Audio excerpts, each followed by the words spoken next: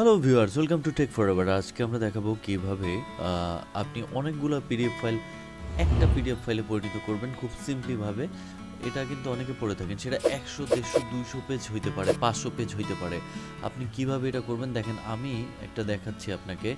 দেখুন, আমি এই যে 120টা পেজ যে ডিজাইন করেছি, ডিজাইন করে একত্রিত কিভাবে করলাম, এই যে সিরিয়াল বাই সিরিয়াল আমার প্রেজেন্টেশনের আকারে আসতেছে, এইটা আমি কিভাবে করলাম ফটোশপ দিয়ে, আজকে এই বিষয়টাই দেখাবো। তো চলুন কথা না বাড়িয়ে ভিডিও শুরু করি।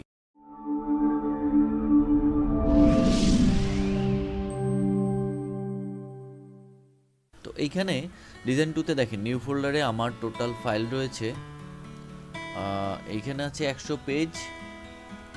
আমি একসাথে নিয়ে নিচ্ছি। এবার দেখেন টোটাল হলো কয়টা। টোটাল এখানে 180 আইটেম দেখাচ্ছে, অর্থাৎ 180 পেজ আমার সেম রকম, কিন্তু আমি এটাকে মার্চ করে নেব, অর্থাৎ একটাতে পরিণত করব। এই যে আমার ডিজাইনটা আমি একটা পেজে পরিণত করব। এটা কিভাবে করব দেখেন, ফটোশপ দিয়ে। তো এই যে ফটোশপে চলে গেলাম। ফটোশপে যাওয়ার পরে দেখেন আপনি এখানে ফাইলে যাবেন, ফাইলে গিয়ে অটোমেটে চলে যাবেন। অটোমেট অপশনে যাওয়ার পরে দেখেন পিডিএফ প্রেজেন্টেশন, এই অপশনটা দেখতে পারবেন। এই অপশনে ক্লিক করে দিন।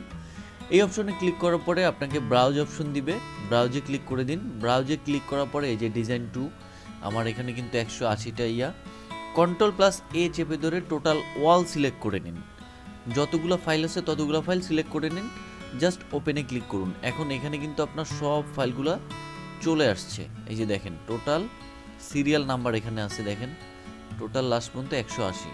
ঠিক আছে, তো 180টা ফাইল কিন্তু এখানে চলে আসছে। তো এইটাকে আমি এখন একটা ফাইলে কনভার্ট করব। তো এখানে দেখেন সেভ অ্যাজ মাল্টিপেজ ডকুমেন্ট, এই অপশনটাতে টিকমার্ক দিয়ে দিবেন। দিয়ে দেওয়ার পরে এখানে কিচ্ছু দেওয়ার দরকার নেই, যে ফাইল নেম ইনক্লুডেড কিচ্ছু দেওয়ার দরকার নেই। আপনি পিডিএফে যদি ভিতরে কিছু লিখতে চান এখান থেকে লিখে দিতে পারবেন, এটা আরেকদিন দেখাবো।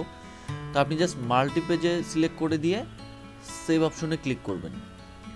সেভ অপশনে ক্লিক করার পরে আপনাকে লোকেশন দেখাবে যে আপনি কোথায় সেভ করতে চাচ্ছেন। তো আমি এই যে কেডিপি ওয়ার্ক, এখানে ডিজাইন 2 এই অপশনটার মধ্যে আমি সেভ করতে চাচ্ছি। এটা আমি দিলাম বুক।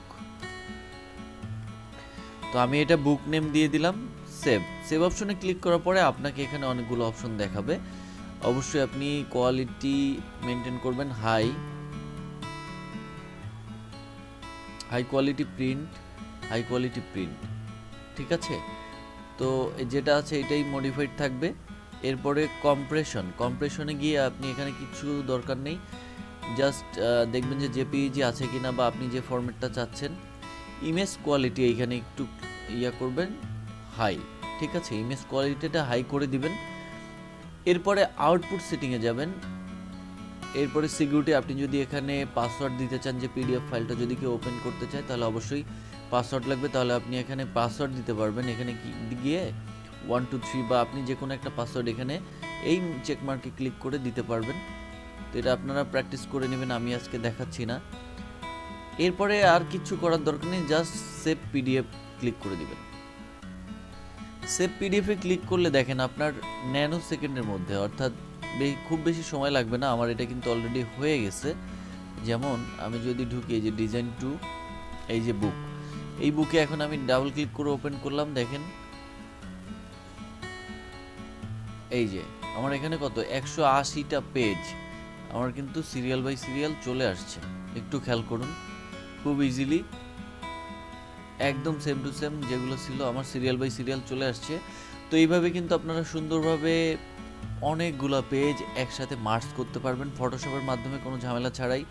আশা করছি এটা অনেকের উপকার হবে। আর অবশ্যই টেক ফরএভারের সাথে থাকতে ভুলবেন না, সাবস্ক্রাইব করে আমাদের সাথেই থাকবেন। আজ এ পর্যন্তই, দেখা হবে নতুন পর্ব নিয়ে। সবাই ভালো থাকবেন, আল্লাহ হাফেজ।